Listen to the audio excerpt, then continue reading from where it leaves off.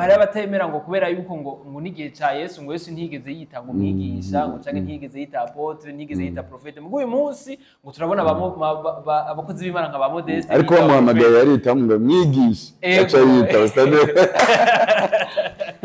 ibibazo benshi bakunze kwibaza ati mbega ko twumva neza ko Modeste avugishwa akabona ivy'Imana mubarira mugabo kenshi ngo hariyo ngo ivyo avuga ngo bitaba ni nk'ibikini ndavuga bitaba ngo Modeste arabesha so abantu n'abantu nukuri Jesse ndavuga ikintu kitari cyo abantu kubera ko hari ukundi kuntu bafasha ba prophète baca generalize icyo nibaza gusa cyo bacarabenshi bateye confusion bihuse kumva baca bihuta no kuvuga kandi Bibiliya so kivuga twavuze yuko atamuntu umwe azopfa atamuntu azopfa muri yo tariki yego ariko muri message navuga ati twiyaranje twese abakijijwe ntagire umuntu umwe adupfana kabisa siko navuga yego ntagire n'umwe adupfana hari n'abakozi b'Imana bahagurutse bavuga bati ngo kabisa wapi ivyo avuga no mubeshi dufatanye nk'ivyo mbaye haga yavuze twebwe avyakire gute nk'umukozi w'Imana nawe ariko aravuga ibintu nkabiri nta cyaha afise gusa arafise gutahura guki afise gutahura guki ibango ry'ubuapostle ariko ni sawa mugabo ry'ubuhanuzi ntajyatse kabisa ego murakoze cyane ndamusaba ko atobisubira atosubira kuza aritanganiza wabino batigisha ngo gutinya Imana kwihana n'ubwami bw'ijuru ngo abantu batinya yuko mu mashengero yabo yava bura ngo abantu bayaza nk'uko abantu bubu ngo bikundira abantu babigisha ngo kwifatira imodoka no kugwiza imitahe ko bataragenda none Jesse nigisha Cakira nta video n'imwe uzobona ngo Cakira none abantu ntibaza je nigisha kwizera ivyo gucakira navyo kandi gucakira navyo yafise ico shaka kubivuga icyo utacakiye ntaco ufise hari impuzu waza kugura utabanje kuyumvira mu mutwe wayicakiye ariko niraguma korera mu Burundi ngo umuhanuzi ngo niyemeguye wabo nibagende bakorere n'ahandi hantu turabe ko je naragiye byarakunze no that man is an evangelist, he's not a pastor. Chris Ndikumana mu evangelist si pastor ari mu bango ry'u evangelist mu evangelist haragenda bigakunda canke bikana mbere sinzi ko mwabonye kwa Zade zinovuga mu evangelist nyine waruje gusabira umugisha ku Mana Chris Ndikumana timbega mwavyakire gute mubanze kubona bikorwa nka biriya umuvuga butumwa ava mu Burundi aho musanzwe muva namwe mwavyakire gute nk'abakozi b'Imana navyakiriye neza namaze iminsi 3 sohoka so nja kwihakana avuga Yesu uri umuntu w'umugabo cyane icara hadusangire ndakugurira gasoda gakanye ko duhamagara abantu yuko kuva saa 6 z'ijoro nkuko twahamagaye umwaka uzi mugabo no musi mwaje kuraba abapfuye baje gufasha bagira bapfe kugira basinzire ntibaje kuraba bari mu barapfa muzana amafoto ye ahubwo mutwikira amafoto mvuga ati uyu muje kumusengera ariko aratasha kabisa Bonjour mesdames et messieurs, le vent de Abuja Flavor. This is Irebe Media, the one of the best for this industry Abuja Flavor. Chakini mukurisha makibazanira. Bishasha muvuga muri industry Abuja Flavor no mubivuga no vuga mu gihugu cyacu cyiza cy'u Burundi no mubivuga mu bijanye n'ijambo ry'Imana. Nukuri ndabaramukije ndabifuriza amahoro y'Imana yuko yokwamana namwe ahuri hose. Ukuboko kw'Imana kuzukwame kuri wewe no kubawe no mu vyawe.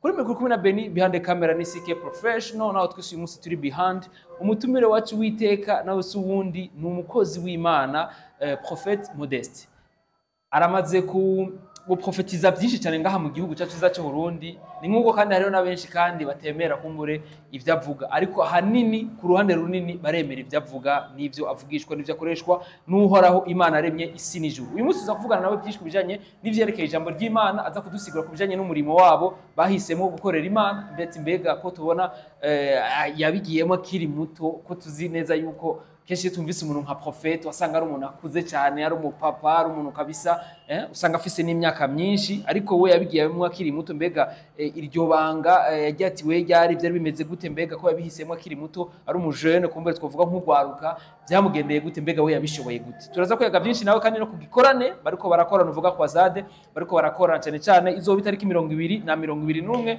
kuri Mise Viva aradusigurira byinshi kubijanye n'ico gikorane reka kumbere sindabatwara umwanya tumuhe ikaze n'amahoro mukozi w'Imana. Amahoro cyane murakoze. Biraza neza. Yego turashima Imana. Ego timbega umunsi ku mukozi w'Imana ubu uri kugenda gute? Umunsi kuragenda neza. Programme zawe bateguye umunsi burazi ko zigenda neza? Zimaze zigenda neza kuko turi mu masengesho ya. Dusanzwe turi mu masengesho kuri eglise. Cyane gose. Ego amasengesho kabisa Imana murayumva iriho? Iriho cyane. Muturumva presence yayo. Kabisa nk'abantu nk'umuntu ariko arakurikirana kino kiganiro atarakira Yesu nk'umwami n'umukiza ari kumutumira kugira ngo yumve ko Yesu aryoshe. Namubwira ko yo mwakira ko niwe karuhura. Niwe ushobora kumuruhura ibibazo arimo, izo ngorane arimo, n'ivyo vyiyumviro bipfuye arimo, niwe ashobora kumukiza akabimukuraho. Yes, ahubwo ntanatebe nanyarutse. Ego amakire nk'umwami n'umukiza w'ubuzima bwiwe. Cyane gose. Ego tugira ko na cyane udusigura kubijanye n'iki gikorana ati mbega biko bimenyegeze gute ko bitegurwa gute? Gikorana kiko kirategurwa neza. Ni itariki 2021. Ni gikorane twizeye ko itariki 20. Buri muntu wese yizeye Kristo azoba arimo aramuvuga nk'umwami n'umukiza wiwe, yongera mwakirisha n'uwundi kugira mwakire. Ni gikorane kandi twiteze gukira indwara no kubohoka ku bantu mu buryo butangaje cyane. Kabisa abantu bitega iki muri iki gikorane? Bitega kugira neza kwa Kristo. Kabisa hari abantu benshi bavuga ati turize tubona Modeste kabisa kuri affiche nibitangaro bizohabera gusa kabisa ko yere bimuga bizokira abagwaye amaso bazohumuka ati mbega nivyo natuvyite. Kristo ibitangaza ntafata nk'ibitangaza. Igitangaza ca mbere no ko umuntu yihana. Ivyo navyo Imana yabiremye ahubwo bitabaye Imana iratangara. Kavuga ati kwereka abantu batakize bagiye abantu bizeye. Kabisa.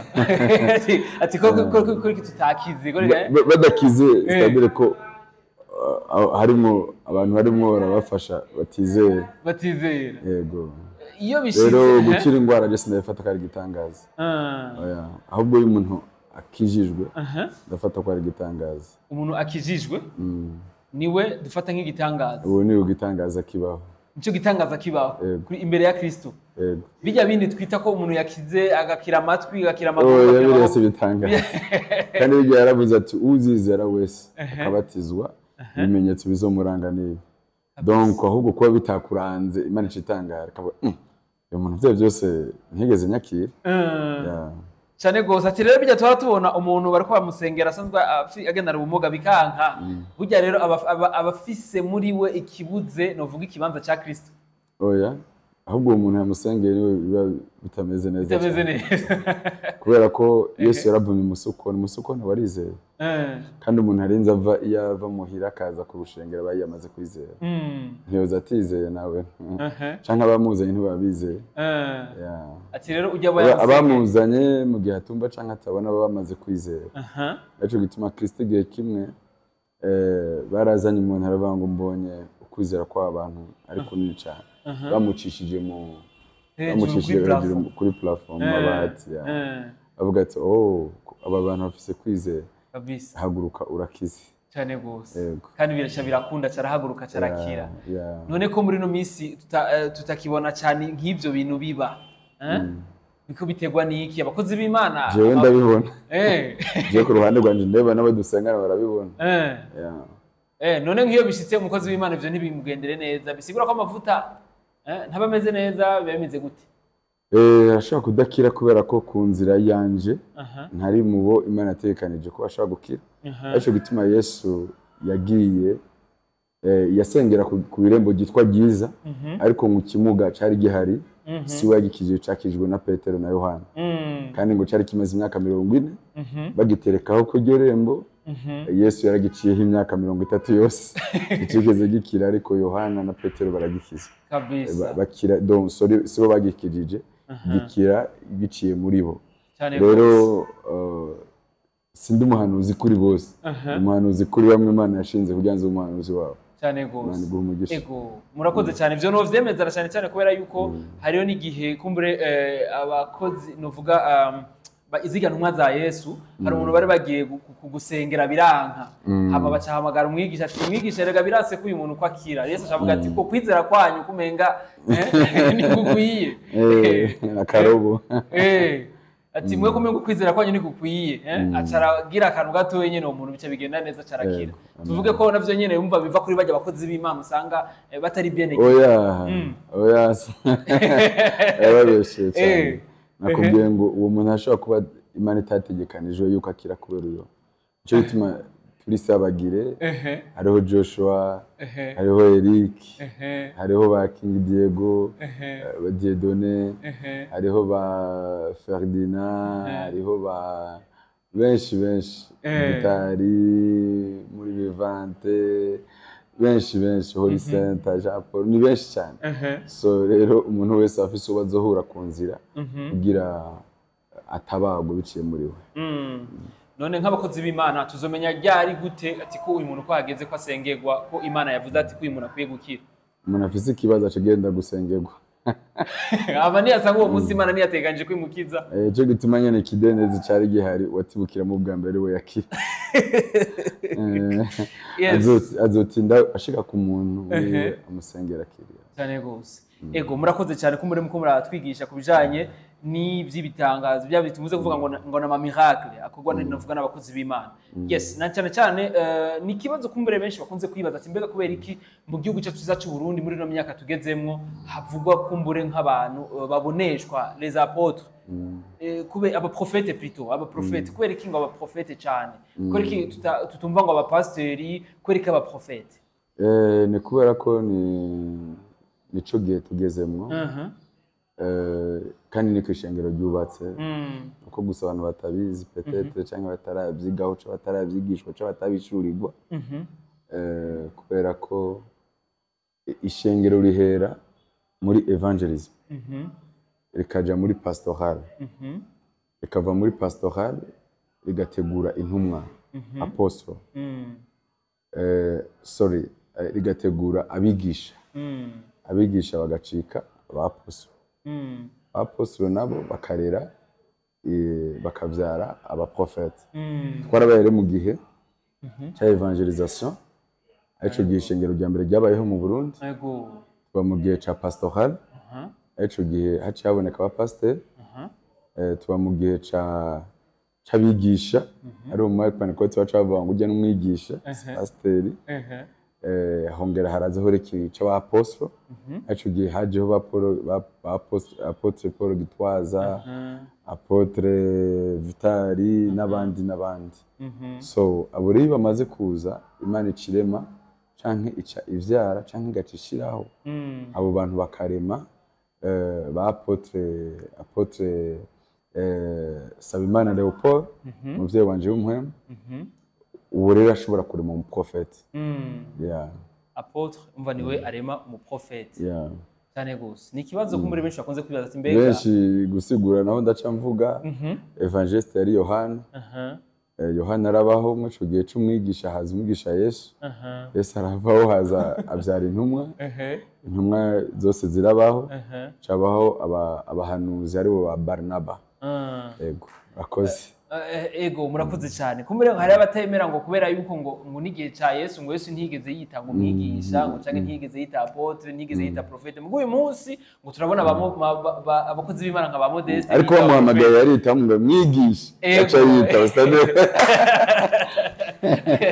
ego yarita kabisa mugabo ngo siwe yavyiyita so umuntu ashaka kwita ikintu sehe abantu bamwita iryo zina I remember I was Jinari mu prophète muri church sinigeze mvuga ubutumwa abantu bambona sinigeze mvuga ubutumwa abo dusenga nabambona ariko umunsi umwe nagiye mbona banyise ngo umukozi w'Imana banyita mu evangeliste ndavyibuka Paul arambwira turavuga ubutumwa bwiza amubwira ati sanzwe ndabuvuga burya sanzwe ndabuvuga kubera ko ndaja gusengera abantu chaque vendredi mu bitaro nabikoze hafi imyaka ishika muri 5 ego yes chaque vendredi njya gusengera abantu kuri Presse Leja na nandi mapitara atandukanye ngabo vendredi ho napfuma mva muri Prince Regis ngiye hani mugabo teri yanje ari Prince Regis. So hama hagira igihe rero anyizera akampa 20 minutes jeudi yo kuri podium nkavuga ubutumwa bwiza kuri podium. Igihe giheze arambwira ati you will become a prophet. Ya arambwira ati cyembonye ubuze mu prophet ariko haguruka uje gutangura ministeri.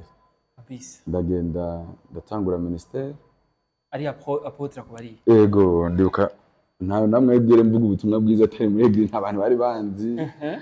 Ndibuka ko hari umuntu umwe yegeze kuza ari kumwe na apotre amubwira ati hari umuprofete yaje avuye Nigeria yitwa Modeste ngo mu rugabo runini umva yaranyumvise gusa ntanzi aho rero nandi niho narindi nigenda ndimo ndabaserva ari yego ndimo ndabaserva acara amubwira urega no jyavuye ngaha batujya mu serve ndimo ndabaserva nyene bari muhira twejeje gusenga yego kabisa koyo ngo yango ni Nigeria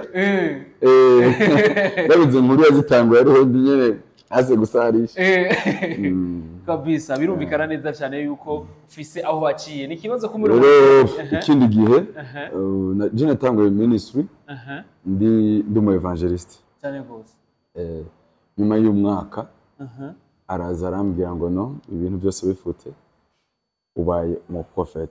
Watangwe kuba mu evangelist acha kubarira ati apotre arakubarira ati wapi wewe ivy'Imana gutekanije ni kuba umu prophet. Ubu rero titre imbuga zawe zose kura ko evangelist wandika ko prophet. Kabisa. Hama ndamubajije arambwira ati abantu duhura bagushingira intahe bavuga ko hari ibintu ubona kandi hari ibintu wumva. Ibintu ubona kandi ibintu wumva. Ibintu wumva. Means that you are a prophet.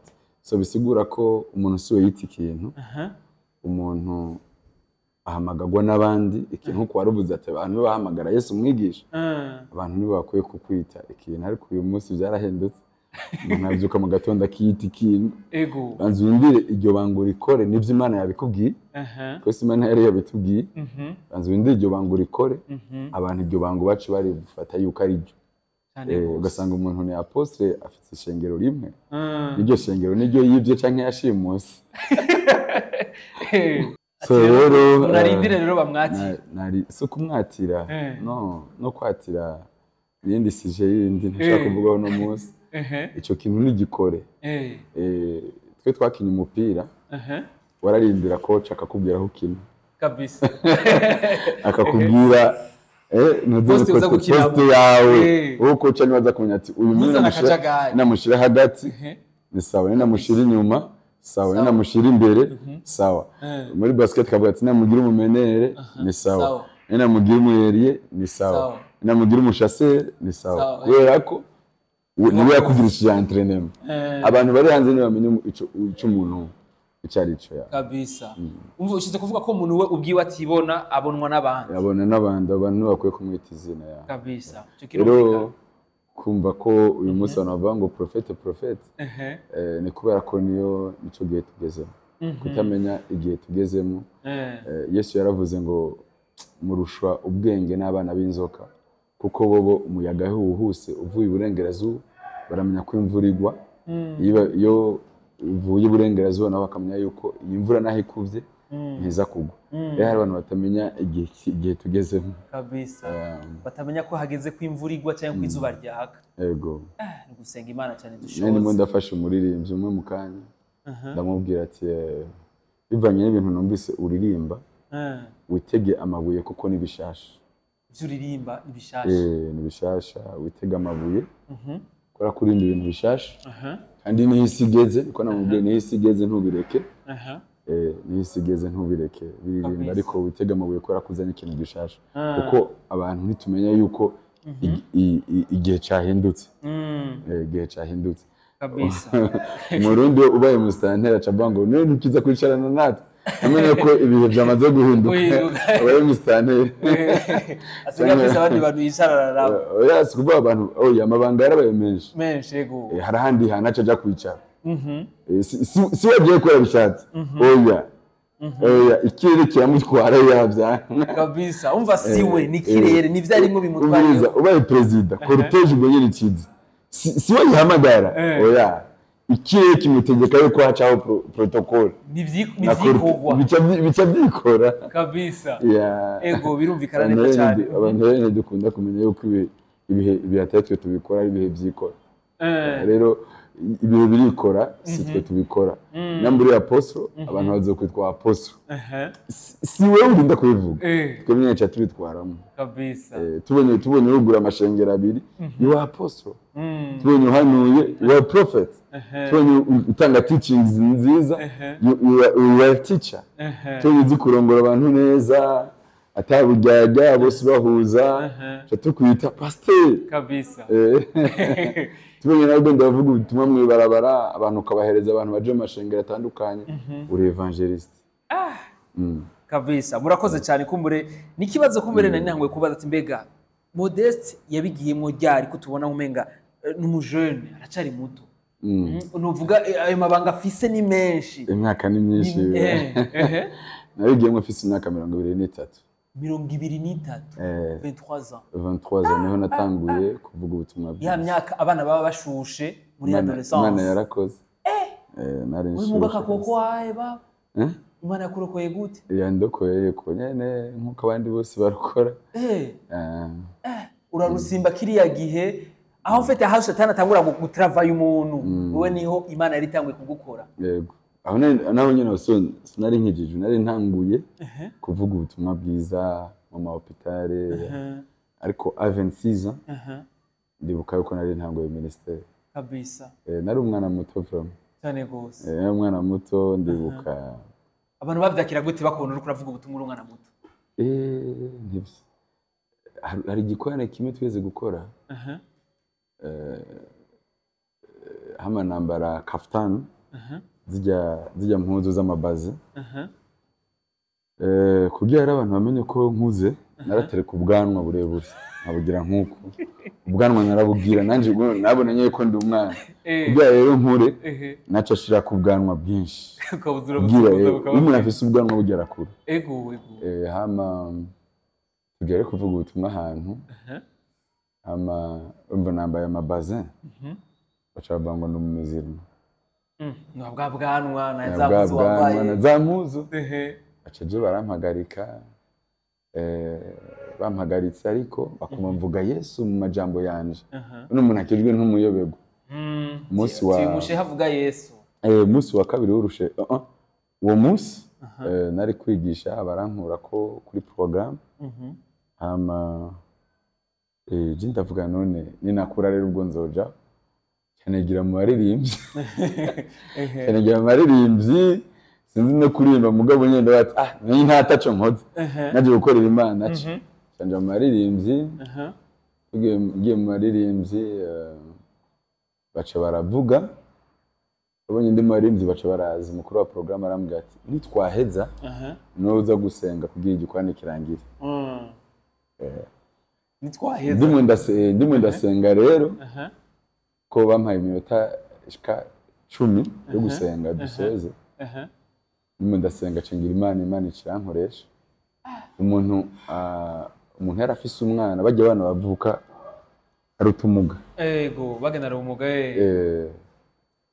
acaza camutereka imbere wenyene ntazi ukuntu bigenze acaza camutereka imbere nyengo ndamusenga ndimo ndashushe vraiment uri mu kirere kabisa acaza camutereka imbere jewe sinzi ukuntu nagize kuno cyane kwa apostle wanje mu maso yanje cyambona apostle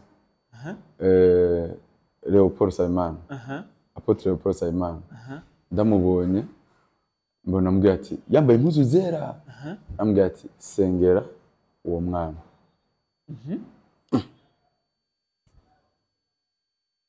jewe umwana candamusha mu biganza vya mama wiwe asa nk'uhagaze nyene mugabo ubundi ntashaka guhagarara ati wakegukira mu izina cya Yesu umva namaze no kubona ikintu kintegetse kubikora umwana aca tubona aratambutse umwana yaciye agwa hasi pito umwana aguye hasi jiwe uce ndagenda cenda muterura cyo natangwa kumutambukisha tubona aratambutse ndavuga vya bintu birashoboka abana vya Yesu amen rero uwo munsi bukiye bwaho baciye amaca ndigisha igikwane cyose iminsi 3 naciye nigisha baca bagati ni wewe kabisa wakufundisha yeah kino mu bitangaro tuvuge vya mbere watanguye gukora ukifata ino nzira yo kuba umuprofete tuvuge ko ari cyo gitangaro kiri mu vya mbere cyangwa hariyo nibindi oya kiri mu vya mbere mu makruazade manini nabonye I will give you photo ndazoguha ndazoguha ifoto yo croisade muri croisade umunsi habera ico gitangaro yego kabisa imana ni habera ari umwana muto 20 ico gihari muri 2014 cyacateguye umuntu agiteguye yarapfuye yitwa Shadrach kabisa bane mwakira umugambi bwawe ego murakoze cyane kumbure nibibazo benshi bakunze kwibaza ati mbega ko twumva neza ko Modeste avugishwa akabona ivy'Imana mubarira mugabo kenshi ngo hariyo ngo ivyo avuga ngo bitaba ni nk'ibikini y'icyo ndavuga bitaba ngo Modeste arabesha so abantu n'abantu nukuri Jesse ndavuga ikintu kitari cyo nta muntu ndabwira ati ndabona bino ambwire ngo ico kintu se cyukweri no muri commentaire aza ko abantu bandike ngo wa musiko ivyo bintu rererere mugabo ntazo kugira ngo namubwiye ikintu ukunuku sanga sico mbona ndi musiko mugabo abantu kubera ko hari ukundi kuntu bafasha ba prophet bacha generalize bacha generalize ngo ni bose muri bose so je nta kintu ndavuga ngo ntikibi hari cyo ndavuga ntikibi oya je vraiment nta cyambarira ibyo wobuzi no naravuze par micro kuri TV canke no nabwiye umuntu akubwiye ati shaje yarambwiye ikintu kwere ni cyabo ntabwo yambwiye ibintu byambwiye ibintu ntabyo nzi vraiment sivyo yarabesha ntawe muzohuje abandi nabo bakavuga bati mbe nyene bamuhora iki ko Imana yatubariye ati kuvyo bazovugishwa tuzorindira bikaba amatuvyemere ngo bamuhora iki nibarindira ivyo yavuze ko bizoba canke ntibibe yego nimbari ivyo yavuze bikaba nabo nibavyemere ico nibaza gusa cyo bacara bateye confusion bihuse kumva baca bihuta no kuvuga kandi Bibiliya so kivuga kiraza kwihuta kuvuga wihute kumva utebe kuvuga niko birivuga ariko barihuse kuvuga inyuma y'igikorane rero naratanze ico nashatse kuvuga gituma rero nakivuze kujyana igikirero jewe nategetswe n'Imana ko bivuga kujya urabyumva mbe utwibutsa cyari iki ndasigurira madame ndavuga ati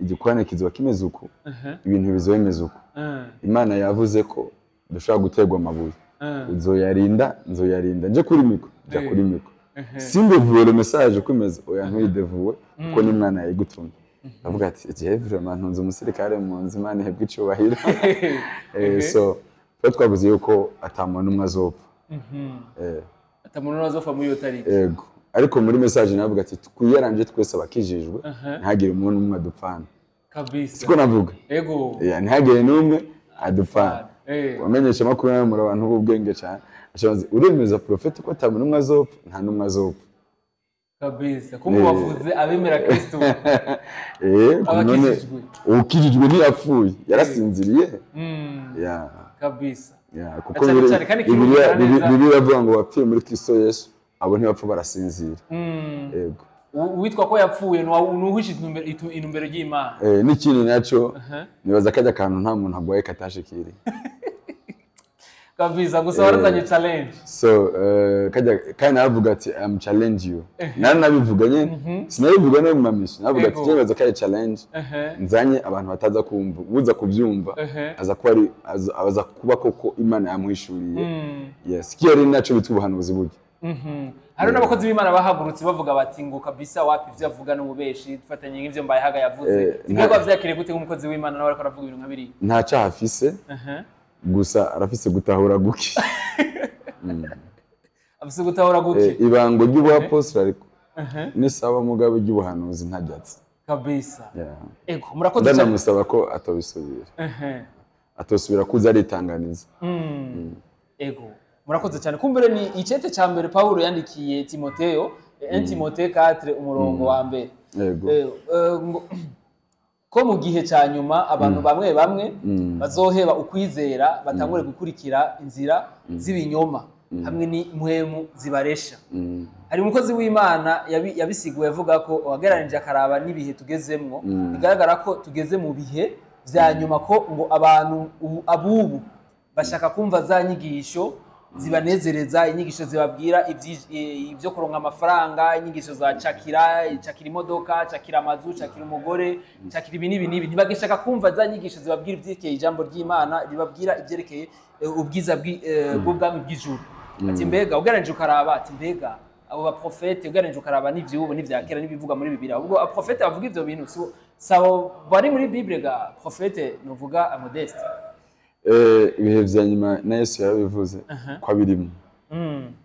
Na Yesu yaravuze ko ari mu bihe vya nyuma. Twama mu bihe vya nyuma. So abakozi b'Imana hari igihe dushaka kwivugira, hari igihe dushaka kwikwegeraho. Ubutumwa bwiza ni iki? D'abord ubutumwa bwiza bw'ubwami ni iki? Ni gutanga amahoro. Ubutumwa bwiza ni gutanga amahoro. Ubutumwa bwiza ni gutanga amahoro.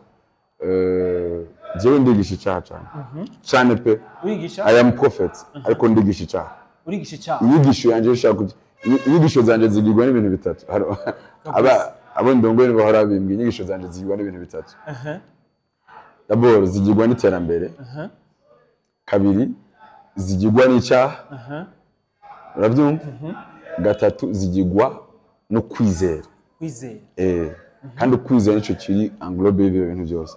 No kuri uje ukumviriza utaha wizeye. Wabo nibakicisha icyaha nibakicisha abantu ngo kwihana. Oya turabyigisha kwihana. Jewe ndabyigisha contraire abandi sindabizi. Nukuri abandi sindabizi. Ariko jewe kuko ugutumwa umuntu wese afise ukuntu yatumwa. Nuko gusa abantu bashaka gucanira imanza. Kandi ngo guca imanza si byacu. Iyo ngeso tuyihebe. Guca imanza si byacu. Guca imanza ni ivy'Uwiteka. Sivyo? Iyo ngeso byemaze ko twoyiha twahamagawe kwishi. Iyo bavuga ngo twahamagawe isabagire. Twahamagawe mu buryo bwinshi kandi dutumwa isabagire. Burya hari umuntu atumwa Imana ikamubwira ati ndagusabye ubwisha umusaraba. Kabisa. Akigisha umusaraba kabisa. Wowe ugiye gushira umusaraba mu mutwe wawe ushobora n'umuntu yigisha umusaraba ko Yesu yamaze kuva ko uyu muntu arimo anaduhubye. Wabyumvise? Undi agacaza Imana iramutumye kwigisha ku maraso.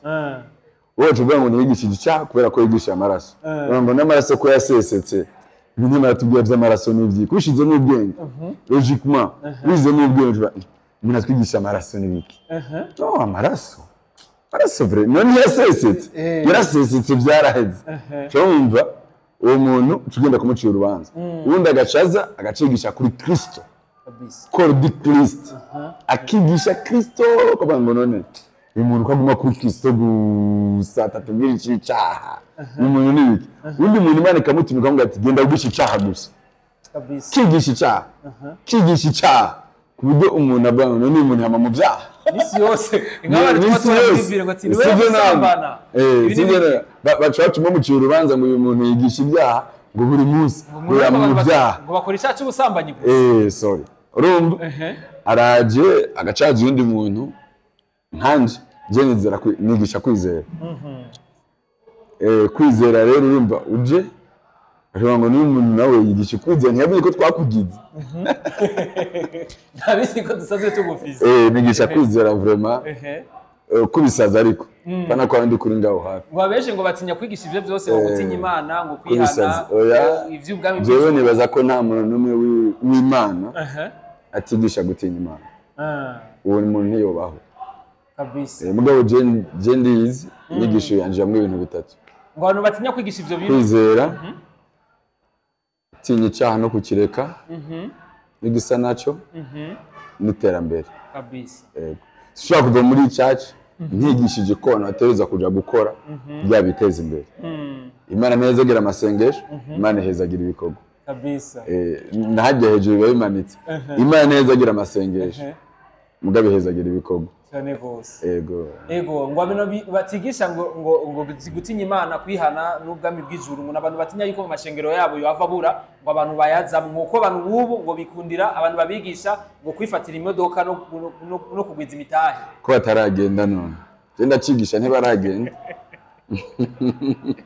so umuntu aronka abantu kubera ko ab'Imana bategekanyije ko baza sivyo hari abantu Imana batekanije ku muntu ko baza je sinigisha cakira nta video nimwe uzobona ngo cakira none abantu ntibaza je nigisha kwize ivyo gucakira navyo kandi gucakira navyo birafise ico shaka kubivuga icyo utacakiye ntaco ufise hari impuzu waza kugura utabanje kwiyumvira mu mutwe wayicakiye iyo ni mentalite sinovuga hari abantu bafise ugutahura guke no kugira bagire bezi bagume bavuga no comedy ntiza mu bintu vy'Imana kabisa ego gukora ikintu raguma korera mu Burundi ngo umuhanuzi ngo niyemeguye wabo ndi bagende bakorere n'ahandi hantu turabe ko vyo je naragiye byarakunze no that man is an evangelist, he's not a pastor. Chris Ndikumana umu evangelist si pastor ari mu bango ry'u evangelist